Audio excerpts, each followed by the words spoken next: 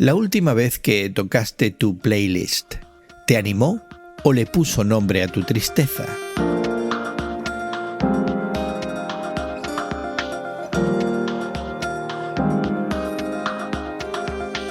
Gracias por acompañarnos entre amigos, esta conversación semanal sobre la fe cristiana y el mundo contemporáneo que tenemos Guillermo Serrano, Elsa Masón y tu amigo Gerson García. Todos tenemos una playlist de cuando estamos a solas. Es música que conecta con nuestras emociones. Interesantemente, hay algo raro en que las canciones más virales de los últimos años son normalmente las más tristes. Y es que los usuarios estamos prefiriendo canciones sobre ansiedad, desamor, vacío y enojo reprimido. Y hoy nos preguntamos, ¿será que la música también está deprimida o somos nosotros? Pero antes de continuar, te invitamos a suscribirte a Entre Amigos con Gerson García en Apple, Spotify y YouTube o en tu plataforma de podcast favorita. Es contenido gratuito que puedes descargar y escuchar cuando tú quieras. También nos encuentras en ministerioreforma.com, nuestra agencia productora, y en radiomudi.org, que hace posible su distribución. Si esta conversación te aporta algo, compártela en tus redes y deja que otros también se sumen a este espacio Entre Amigos. Bueno, al parecer la tristeza en la música no es solamente un fenómeno cultural, es una invitación a preguntarnos verdaderamente qué es lo que trae esa tristeza. Si es esto simplemente una cuestión de angustia existencial, como se hablaba antes en la filosofía de mitad del siglo XX, o realmente lo que está pasando es que simplemente estamos deprimidos. No sé si hay alguna reacción, Guillermo y Elsa, a esta investigación de la Universidad Lawrence Technological, que está ahí en el estado de Michigan, en los Estados Unidos, cerca de donde está Guillermo, que analizó más de 6.000 canciones del Billboard, de las 100 principales, entre 1951 y el 2016, y encontró que la alegría en esas canciones se había ido. Y la presencia de la ira, la tristeza, ¿verdad?, iba en aumento gradual y consistente. Y bueno, algunos podrían ver estas estadísticas como algo de nostalgia, pero realmente indica una dirección emocional de la música que para mí realmente fue una sorpresa cuando lo publicó The Atlantic aquí en los Estados Unidos. A mí me pareció, Gerson, cuando leí este artículo, el hecho de que en Norteamérica se estén dando cuenta de que existe esta tendencia de la música pop, más que nada, estar tocando temas de tristeza, temas depresivos. Se me hace que están llegando tarde a la fiesta, como lo diríamos en México. Están llegando tarde a las tendencias de la moda, porque nosotros en México por años, decenas de años, hemos tenido a Juan Gabriel, que fue un gran cantautor, donde él con música, con una melodía alegre, una melodía muy cantable y muy de silbido, ¿no? Mi padre nos decía, si no puedes silbar una canción, es una mala canción. Pero las canciones de Juan Gabriel eran muy melódicas, muy alegres, pero la letra era desgarradora. Te está hablando de la muerte de su madre y la melodía es preciosa y te está hablando de el desdén, del desamor, de la traición amorosa, y la melodía es preciosa.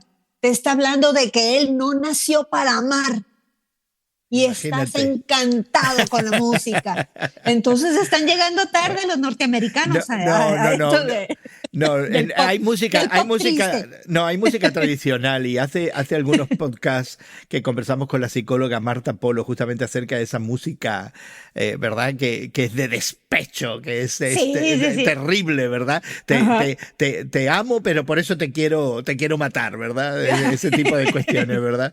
Pero lo interesante de este artículo es la idea de que no es tanto que los artistas estén expresando estos sentimientos negativos que siempre se han expresado en la música popular, como tú bien lo dices, y que a veces son sentimientos muy marcados en ciertos tipos de música más tradicional, ¿verdad? Pero que es en realidad lo que el público está eligiendo escuchar, y que es algo que hemos visto marcadamente en las últimas 2 décadas, esta aparición de temas negativos que la gente prefiere, no solamente que están ahí para el consumo, pero que la gente prefiere escuchar. Y ahí es donde está lo sorpresivo de alguna manera, porque sí es cierto, la música siempre ha tenido estos elementos de celebratorios y también de lamento, ¿no? Es parte de la expresión humana, pero ahora la gente estamos eligiendo escuchar la música con tonos deprimentes, con trauma en tiempo real, Creo ¿no? que Elsa tocó un punto interesante cuando citó a este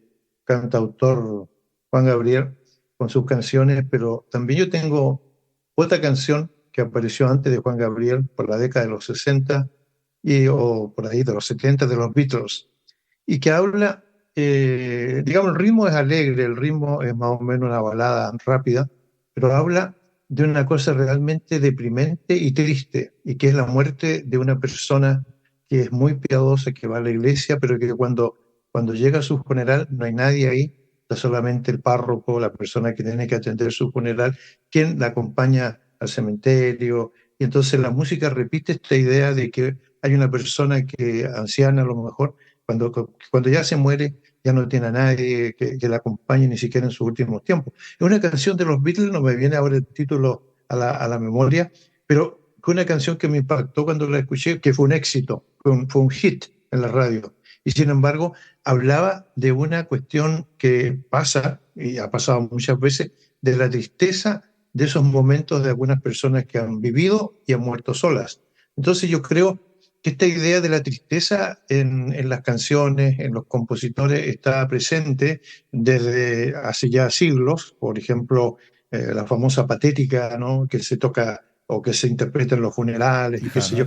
Es decir, hay esta idea de resaltar la tristeza, de resaltar la soledad, pero también la ira que la gente va acumulando, y que este artículo yo creo que pega muy en el blanco de la situación que estamos viviendo hoy día, en donde hay tantos cantantes populares que están hablando en sus canciones y en sus líricas y letras, están hablando de una especie como de necesidad de explotar y de decir las cosas que les pasan, ¿no? Pero desde el punto de vista del consumidor, ¿no? Yo creo que si pensamos en el joven millennial, ¿no? Que creció con los Backstreet Boys y con Shakira, y que en el día de hoy está escuchando a Olivia Rodrigo, a Bad Bunny, está procesando trauma en tiempo real de alguna manera, ¿verdad? De que de pronto estos temas que siempre han existido ahora son la predilección de esta audiencia joven que no creció necesariamente con esa música. Y yo creo que hay que plantearnos, ¿no?, si estamos ante una crisis cultural, una crisis que quizás tiene que ver con la salud mental, el tema de la depresión, ya sea individual o colectiva, o si es una crisis existencial de pérdida de sentido a la vida, ¿no? No sé, pero me da la impresión de que debe haber algo de esto en esta preferencia de la juventud, que no creció justamente con la música a la que ustedes están haciendo referencia. Pero yo creo que es un poco de todo, Gerson, estas diferentes razones o posibles motivos por los cuales la juventud está prefiriendo estos temas en su música, en sus selecciones de artistas y de temas musicales. Pueden ser varios los motivos por los cuales se están escogiendo. Como dices tú, ¿será por una personalidad depresiva? Pues sí, puede ser eso. ¿Será porque están sufriendo existencialmente y no se pueden identificar con el resto del grupo y se sienten de cierta manera alienados? Pues puede ser también por eso. No conectan con sus padres, los padres están ambos trabajando, todo el tiempo ocupados, no les ponen atención a los hijos, pues también puede ser por eso.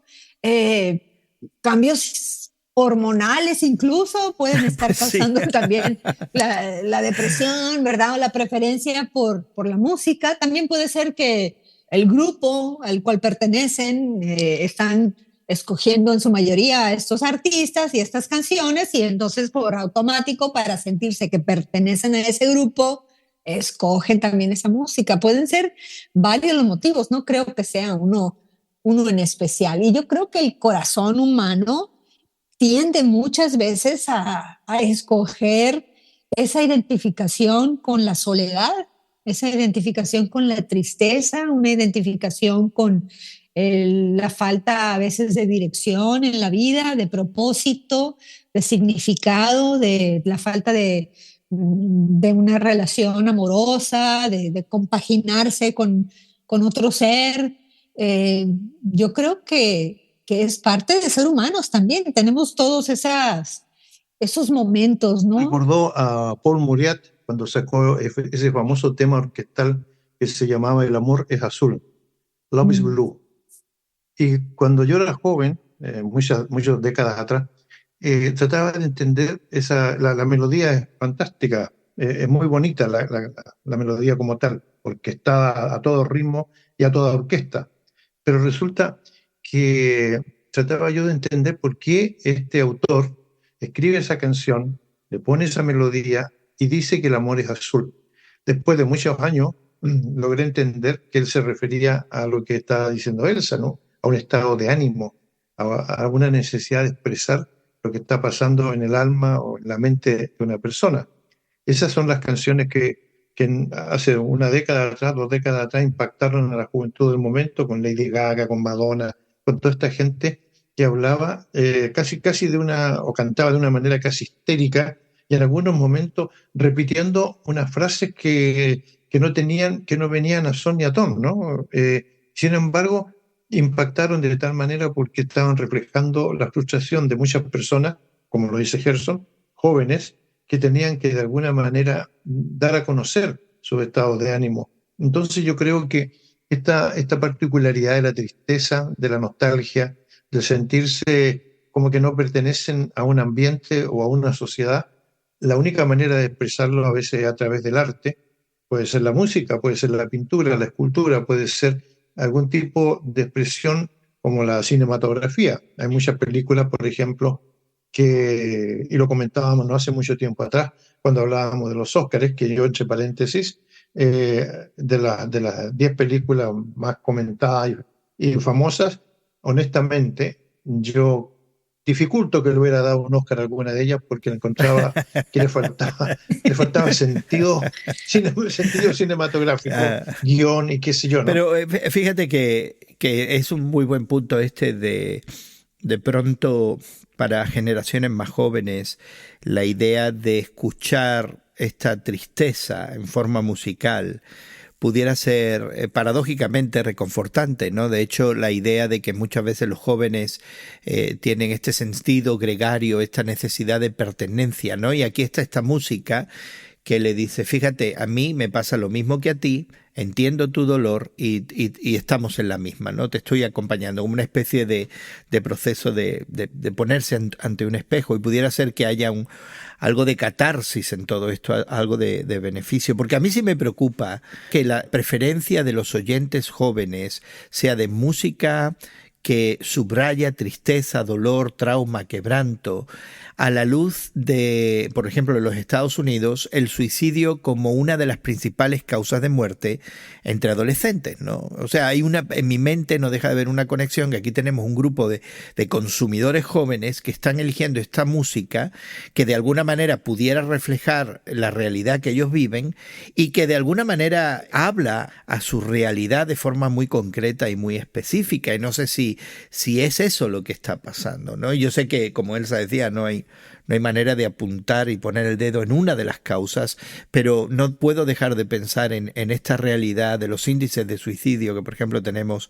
entre los jóvenes adolescentes en los Estados Unidos, ¿no? Y esta conexión a una música que consumen que justamente refleja trauma, refleja dolor, refleja la ausencia, refleja todas estas situaciones emocionales tan fuertes, ¿no? Necesitamos también ponernos en el lugar de ellos, ¿no?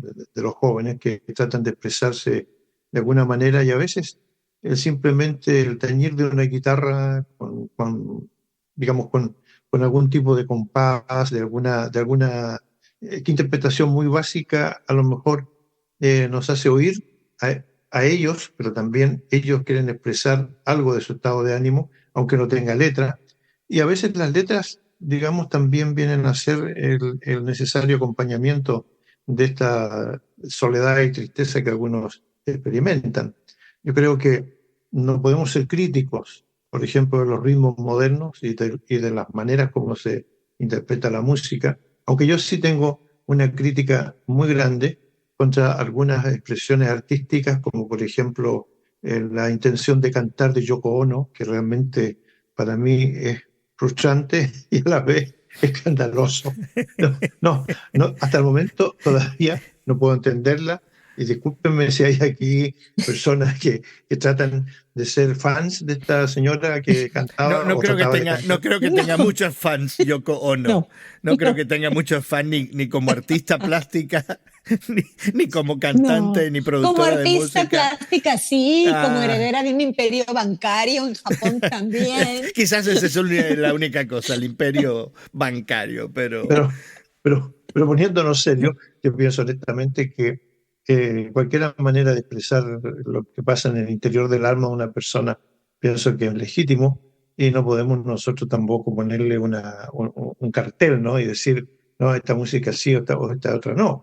Por ejemplo, hay ciertos himnos que se han cantado por siglos, me imagino, en las congregaciones cristianas y algunos de ellos son horripilantes, déjenme decirles así, ¿no? Hay uno que yo nunca lo podía cantar, que comienza con la expresión cabeza ensangrentada. famoso himno protestante, Qué ¿sí? cosa más terrible ese himno, yo nunca lo podía cantar, porque era lastimero, ¿no? Era una cuestión cruel, pero cantada armónicamente muy bien sincronizada, pero yo me quedaba mudo, aunque estuviera presidiendo una ceremonia, no podía cantar ese himno. Hay otros más que hablan también de esta idea de la soledad del individuo ante su pecado, ante su agonía, y de cómo tratan de encontrar un refugio en un poder superior, pero que a veces está mal hilvanado, mal escrito por el autor, y entonces tratan de hacer una composición que no llega, aunque algunos otros sí lo han logrado. Yo creo honestamente que tenemos un problema de apreciación muchas veces. Ya, pues hablemos un poquito más de eso, porque Guillermo ha mencionado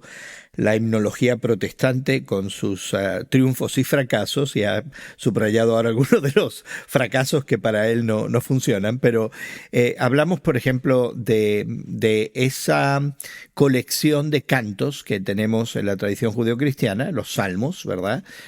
Lo vamos a ver no solamente como un texto religioso, pero como quizás letras honestas que en su tiempo alguien escribió y que muchas veces, especialmente aquellos que llamamos imprecatorios, ¿no? Están llenos de dolor, de traición, de desánimo, de conflicto interno, de conflicto externo, de frustración, incluso de depresión, ¿verdad? Y que están ahí, ¿verdad? Y que de alguna manera honestamente presentan esta realidad del ser humano. Y sin embargo, considerando ahora no solamente esa himnología a la que hacía Guillermo referencia, pero viniéndonos más al presente, nuestra liturgia de alabanza protestante, y particularmente la evangélica, está llena de triunfalismos que muchas veces tampoco corresponden a la realidad que la gente vive, ¿no? Y de pronto estamos viendo que fuera del ámbito de la iglesia, nuestros jóvenes están encontrando estas letras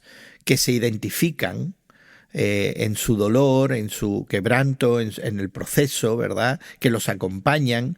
Vemos que hay una tradición justamente de lo mismo en los salmos, pero sin embargo nosotros los domingos decidimos cantar de triunfos y de glorias y no de realidades lamentables. ¿Estamos equivocándonos en lo que cantamos dentro de la iglesia? Sí y no, como diría un buen amigo nuestro.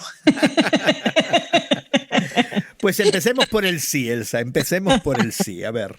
O sea, de que sí nos estamos equivocando, yo creo que sí, porque si los jóvenes están encontrando su identificación con sus realidades, sus sentimientos, su manera de pensar en la música pop, y con pop no me refiero al estilo, sino me refiero a la música popular, no de iglesia, ¿no? Y nos falta a nosotros escribir sobre esos temas, identificándonos con los jóvenes dentro de las iglesias que también se están sintiendo de igual manera y apuntarlos en esas mismas melodías o en otras conjuntas hacia la realidad también de Dios, hacia la realidad del valor de la comunidad, del valor del amor que puede haber dentro de la misma familia eclesial, pues ahí sí estamos fallando y estamos fallando. Has puesto el dedo en la llaga, ¿eh? Estamos fallando bien, bien grueso, como diríamos los mexicanos. Por otra parte, creo que la música de la iglesia debe también estar enfocada en la alabanza de Dios. Estábamos hablando, tocando temas acerca del sábado, ¿no? Y del descanso. Y el descanso también nos lleva a la adoración, a un tiempo para adorar, meditar en Dios, dialogar con Dios, buscarlo, reconocerlo como el Dios que es. Y por supuesto, una manera muy legítima de hacer eso a través de la historia de la iglesia y a través de la historia del mundo, de la humanidad, ha sido a través de canciones que van dedicadas a honrar y adorar a Dios mismo y también a nosotros individualmente pedirle perdón por nuestras faltas o agradecerle también por su mano benéfica, por su bendición hacia nosotros, por la misma vida otorgada. Entonces yo creo que de cierta manera sí estamos fallándoles a las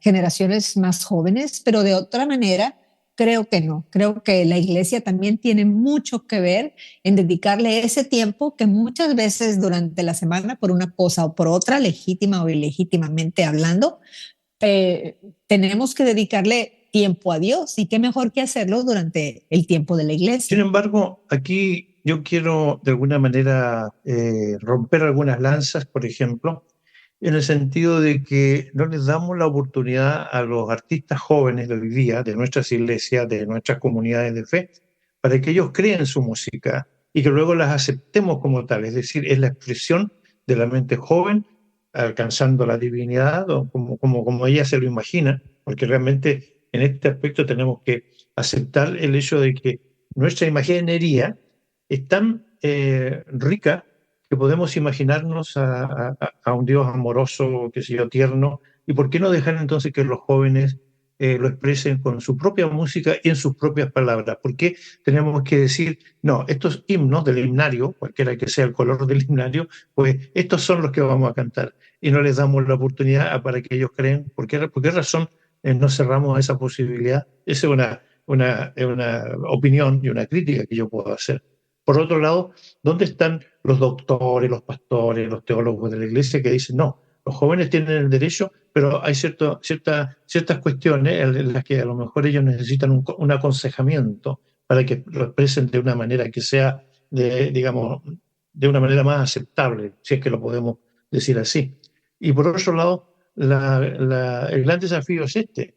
Suponiendo que hay jóvenes artistas, ¿no?, en nuestras congregaciones y donde nos juntamos, y sale un joven, una señorita, que sea un grupo con una guitarra, y aportan su creación en ese momento, ¿formaría parte de nuestra liturgia o lo dejaríamos para momentos especiales, para campamentos de verano, cuando todo el espíritu es más libre? Yo creo que esa realidad, Guillermo, ya está presente. Yo te desafiaría a encontrar una iglesia que usa himnarios todavía. Yo diría que la mayoría de las iglesias de corte protestante, evangélico, neocarismáticas, no conocen, no saben lo que es un himnario, no cantan de un himnario y tienen agrupaciones musicales de jóvenes, ¿no? El tema para mí es si están conectando con los jóvenes de ahí afuera.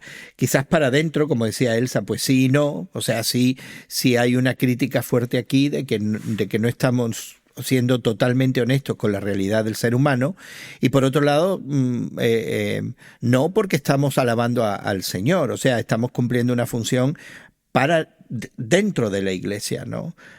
Así que yo creo que donde nos falla realmente es en hablar dentro y fuera de la iglesia con honestidad acerca de la tristeza y de lo que la causa, ¿no? Y creo que eso está muy ausente en nuestra predicación y por supuesto en nuestra liturgia y en nuestra música cristiana. Hay un episodio en el Evangelio, ¿no?, al final casi del Evangelio, donde es Juan nos presenta la última cena, ¿no? Es un momento de tristeza porque Jesús acaba de revelar que va a ser traicionado, que se va, que va a morir, que va a ser entregado, que va a resucitar después y que va a haber una tristeza, que se van a quedar como ovejas sin pastor, ¿verdad?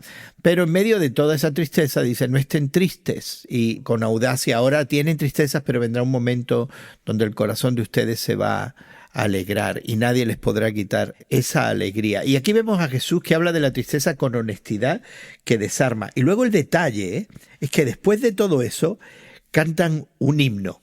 Hay música, ¿verdad? De alguna manera. Yo me pregunto qué tipo de música y qué himno cantarían después de un concepto donde se ha capitalizado la realidad de que el Maestro, de que Jesucristo, de que que reconocían como el Mesías, no iba a estar pronto, se iba a morir y se iba a ir y iba a haber dolor. ¿Hay algo que aprender de esta presencia de Cristo en estos momentos de tristeza? La pregunta ha sido esa, como diría en los tiempos bíblicos, pongan mucha atención, aderecen sus lomos, pero no tengan una respuesta. Yo creo que sí, Gerson. Preguntas que si hay algo que aprender de Jesús, pues por supuesto. No, pero ¿Quién va a decir que no? Sí, pero concretamente, ¿no? O sea, porque Jesucristo nos hace una promesa que está para nosotros ser probada, pero yo no sé si nosotros estamos tomando ese principio de una realidad de dolor que existe y esa esperanza, y estamos reconociendo que hay dolor. Estamos cantando de la esperanza, pero no sé si estamos reconociendo que hay dolor, y a eso voy. Hay una generación joven en dolor, donde el suicidio causa estrago en los Estados Unidos, y estamos hablando de esperanza, pero no sé si estamos reconociendo el dolor a cabalidad. No sé yo creo que podríamos hacer un mejor trabajo en reconocer ese dolor y de recordarles a los jóvenes de que si se identifican unos a otros o si se identifican con la música de sus coetáneos, cantautores que están escribiendo letras en la música popular que son identificables con la depresión, con la tristeza, con el abandono, la soledad, la desesperación, el abismo que puede haber, ¿no? de relaciones amorosas, de comunidad, etcétera.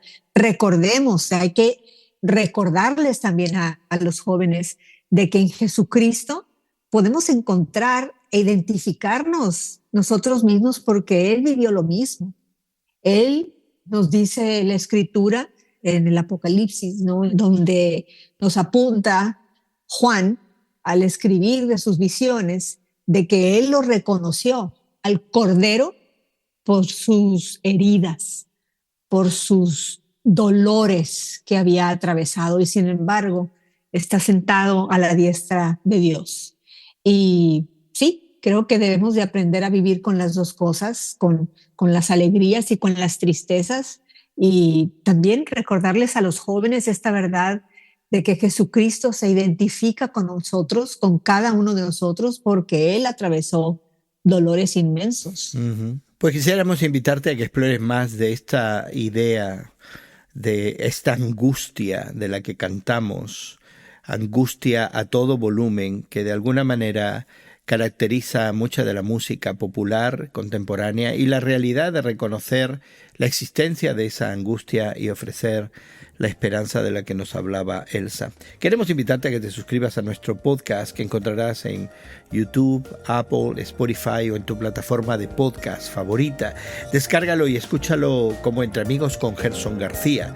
También puedes encontrarnos en ministerioreforma.com, que es la agencia que produce esta conversación, y en nuestro distribuidor radiomoody.org. Hemos hecho disponible para ti los enlaces a los recursos que mencionamos en nuestra conversación en el día de hoy, y también queremos invitarte a que cuando descargues este podcast o otros podcasts nos dejes tus comentarios y encuentres en nuestros archivos otros temas que pudieran ser de tu interés. También te animamos a que compartas este tiempo de conversación en tus redes sociales. Invita a otros a ser parte de Entre Amigos con Gerson García. Encontrarás enlaces a nuestras redes sociales al descargar nuestro podcast en tu plataforma favorita.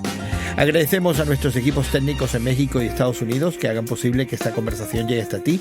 También agradecemos a Elsa Mazzoni y a Guillermo Serrano el tiempo que nos han dado para conversar. Y tu amigo Gerson García se despide de ti hasta otro momento en el que nos unamos a conversar entre amigos.